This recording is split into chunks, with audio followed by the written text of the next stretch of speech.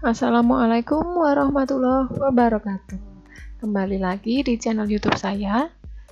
Nah, kali ini saya akan menjelaskan mengenai materi hikayat untuk pelajaran bahasa Indonesia kelas 10. Perhatikan baik-baik.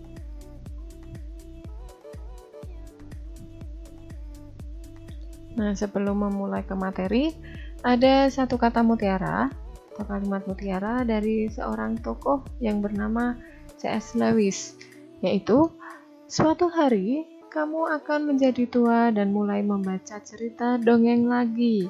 Nah, di sini hikayat ada hubungannya dengan dongeng, yaitu cerita-cerita fiksi yang ada di masa lampau. Materi apa saja yang akan kita pelajari dalam hikayat ini? Yang pertama ada pengertian, yang kedua ada fungsi, yang ketiga ada karakteristik hikayat, yang keempat ada kaidah kebahasaan hikayat, dan yang terakhir adalah nilai-nilai yang terkandung dalam hikayat. Kita masuk ke materi pertama, yaitu pengertian hikayat. Nah, hikayat adalah salah satu jenis cerita rakyat yang disajikan dengan menggunakan bahasa Melayu klasik. Meskipun yang kita pelajari tidak seluruhnya menggunakan bahasa Melayu klasik, tapi di dalamnya ada beberapa kata dari bahasa Melayu klasik. Selanjutnya, fungsi hikayat. Yang pertama, sebagai sarana hiburan. Yang kedua, sarana pendidikan, karena di dalamnya terkandung banyak nilai yang dapat kita teladani dalam kehidupan kita sehari-hari. Nah, dan yang terakhir, sarana menunjukkan dan melestarikan budaya bangsa, karena dari cerita rakyat hikayat ini dapat dikokohkan nilai sosial dan nilai budaya dari suatu bangsa. Selanjutnya, karakteristik hikayat. Yang pertama, kemustahilan. Yang kedua, kesaktian. Yang ketiga, anonim. Yang keempat, istana sentris. Dan yang terakhir adalah alur berbingkai. Maksud dari kemustahilan ini adalah hal-hal yang terjadi dalam cerita hikayat itu tidak logis atau tidak masuk akal atau tidak bisa dinalar oleh akal pikiran kita. Nah, yang dimaksud dengan kesaktian adalah tokoh-tokoh yang ada dalam cerita hikayat ini memiliki kesaktian yang tidak dimiliki oleh manusia pada umumnya. Sedangkan yang ketiga, anonim, maksudnya adalah cerita hikayat ini tidak diketahui siapa pengarangnya, siapa penceritanya, karena cerita-cerita hikayat ini dahulunya disajikan secara lisan, jadi tidak ada penulisnya siapa, jadi temurun-temurun hanya disajikan secara lisan. Yang keempat, istana sentris. Maksud dari istana sentris ini, cerita hikayat itu memiliki tema dan biasanya berlatar atau bertempat di suatu kerajaan. Sedangkan alur berbingkai, cerita dalam hikayat itu memiliki cerita di dalam cerita. Misalnya, awalnya menceritakan mengenai Hang Tuah, tapi di dalamnya nanti menceritakan tentang salah satu tokoh secara mendetail. Itulah yang dimaksud dengan alur berbingkai. Kemudian, kaidah kebahasaan teks hikayat. Yang pertama ada konjungsi atau kata hubung. Di dalamnya yaitu contohnya ada maka, oleh karena itu, dan, hingga, kemudian, setelah, yang, hatta kalau dalam bahasa Melayu.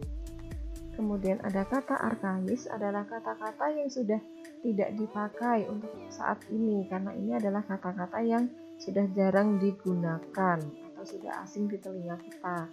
Misal contohnya hatta, itu artinya lalu, upeti, ada bejana, dan lain sebagainya.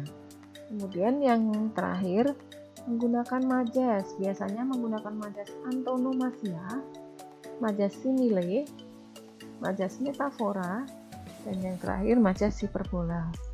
Bedanya di sini, majas antonomasia menjelaskan mengenai Majas yang menyebut seseorang berdasarkan ciri atau sifat yang menonjol.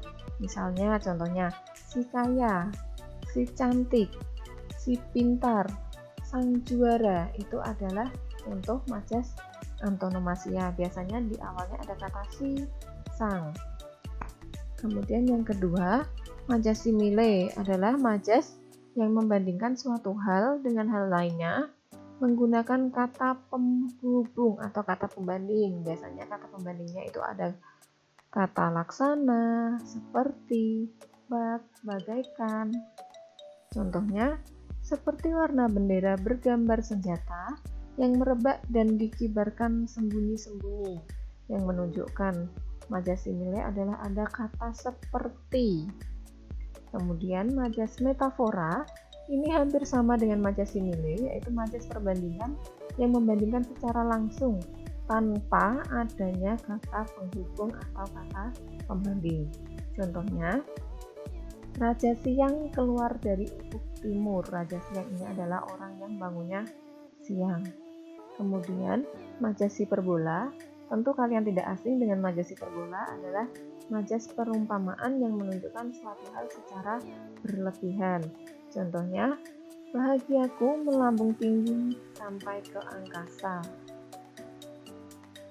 Selanjutnya, nilai-nilai dalam hikayat.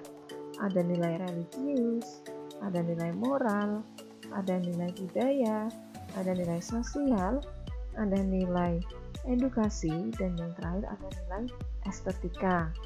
Nilai religius ini adalah nilai-nilai yang dikaitkan dengan ajaran agama. Biasanya menggunakan konsep atau kata Tuhan, atau dosa pahala, atau surga neraka. Kemudian nilai moral yaitu nilai-nilai atau nasihat-nasihat yang berkaitan dengan budi pekerti, perilaku atau tata susila yang diperoleh dari pembaca dari cerita yang dibaca atau dinikmati. Kemudian nilai budaya. Nilai budaya ini adalah nasihat-nasihat yang berkaitan dengan kemasyarakatan. Indikasi ini biasanya budayanya di situ apa? Misal kebiasaan, nilai budaya di suatu daerah, misal di Salatiga itu ada yang namanya gedruk. Itu termasuk dalam nilai budaya. Kemudian nilai sosial. Nilai sosial adalah nilai yang diambil dari budaya yang berkembang secara turun-menurun di suatu tempat. Maksudnya nilai sosial ini adalah kehidupan sehari-hari. Jadi dalam kehidupan sehari-hari ini bagaimana orang tersebut berlaku kepada orang. Misalnya dia orang yang suka menolong, termasuk nilai sosial. Kemudian nilai edukasi adalah nilai yang berkaitan dengan pendidikan. Jadi misal contohnya sang juara itu wajar disebut juara karena dia suka belajar, dia giat dalam belajar. Sedangkan nilai estetika adalah nilai yang berkaitan dengan keindahan dan seni. Nah, nilai estetika ini tidak semua ditemui dalam hikayat, karena tidak semua hikayat menceritakan tentang suatu seni. Tapi beberapa memang ada. Contoh dari nilai estetika adalah hikayat yang menceritakan misal di suatu kerajaan itu menunjukkan ada tari-tarian yang menyambut seorang tamu. Nah, yang terakhir ini ada tugas untuk kalian. Saya minta kalian untuk mencari satu cerita hikayat yang ada di internet, bebas ceritanya apa saja. Nah, yang kedua, kalian buat video mendongeng menggunakan alat peraga yang ada di sekitar kalian.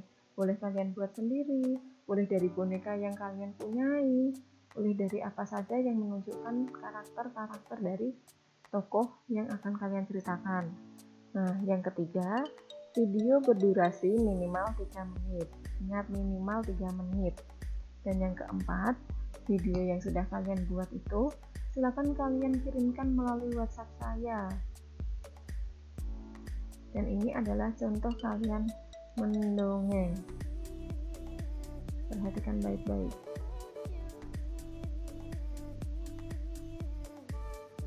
Istana Dongeng Nusantara, Istana dongeng milik kita, Istana dongeng Nusantara, Istana dongeng milik kita.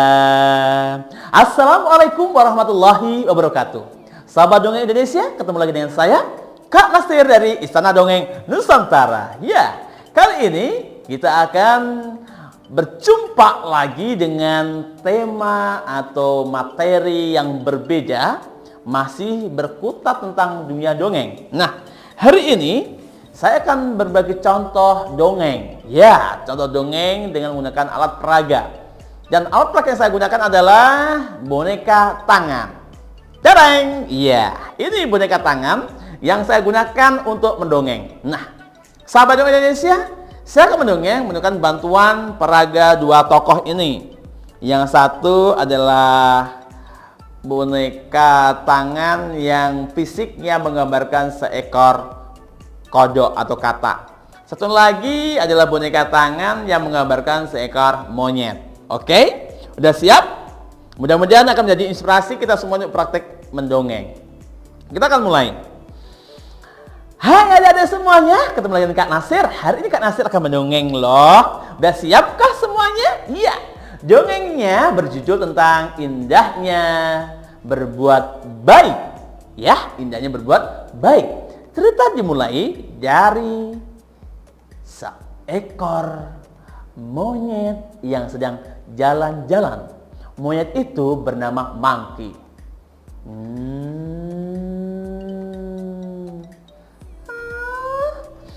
Perutku lapar. Teman-teman, aku lapar. Adakah yang bisa ngasih aku makan? Aku sudah jalan ke sana kemari, tapi nggak dapat makanan.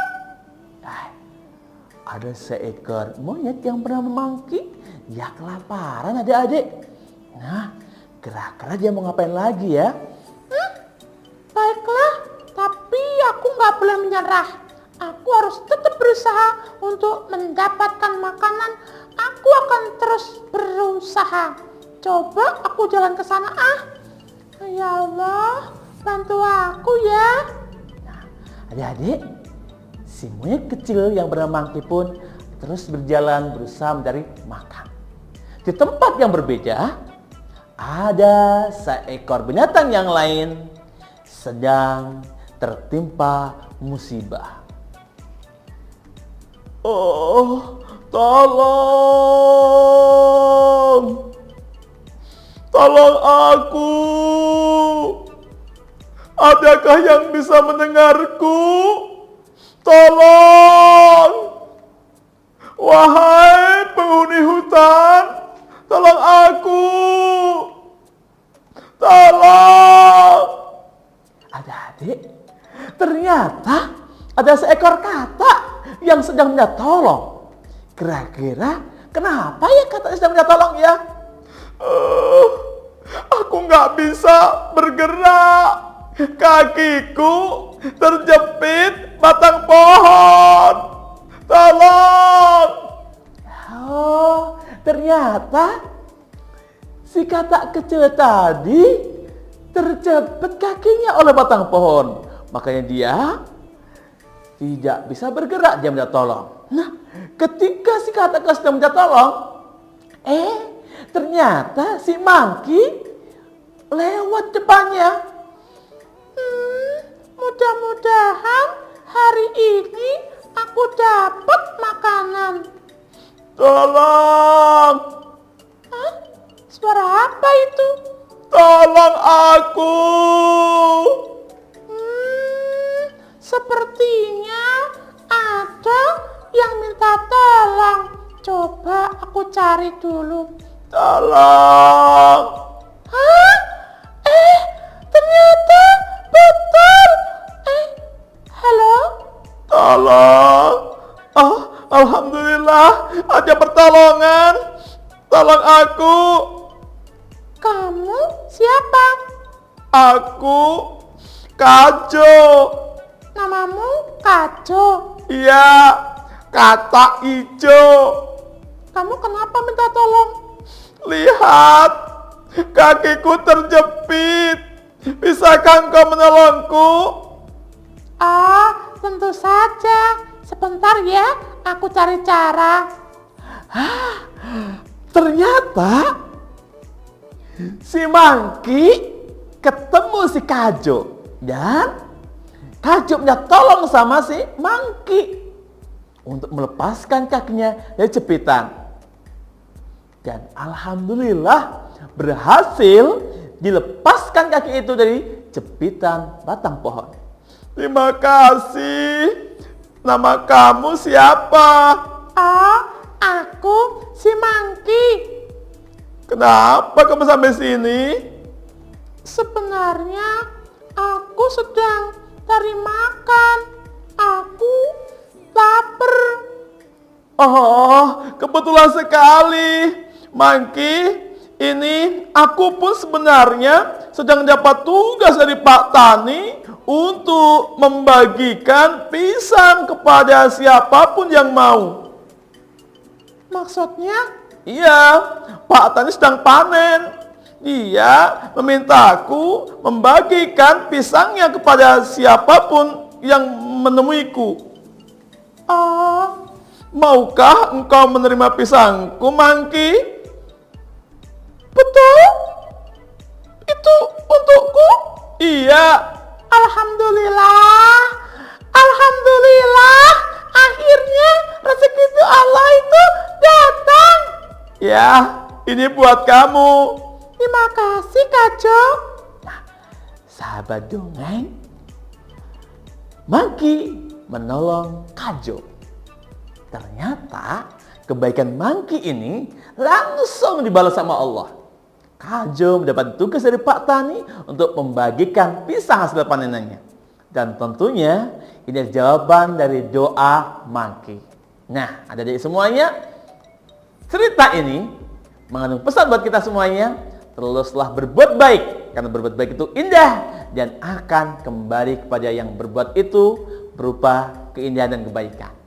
Maka sahabat dongeng, adik-adik semuanya, jadi anak yang suka berbuat baik. Terima kasih Kajo, Mangki, kalian adalah binatang yang baik hati. Sampai di sini dengan Kak Nasir.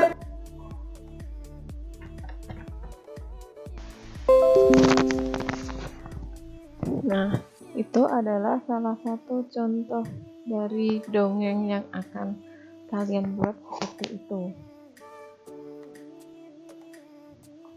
Baik, cukup sekian materi dari saya. Jangan lupa tugasnya dikerjakan dengan baik, dengan sebisa kalian, dengan alat-alat yang sudah ada di sekitar kalian. Terima kasih atas perhatiannya. Jangan lupa cuci tangan, pakai masker, jaga jarak, dan jaga kesehatan kalian. Wassalamualaikum warahmatullahi wabarakatuh.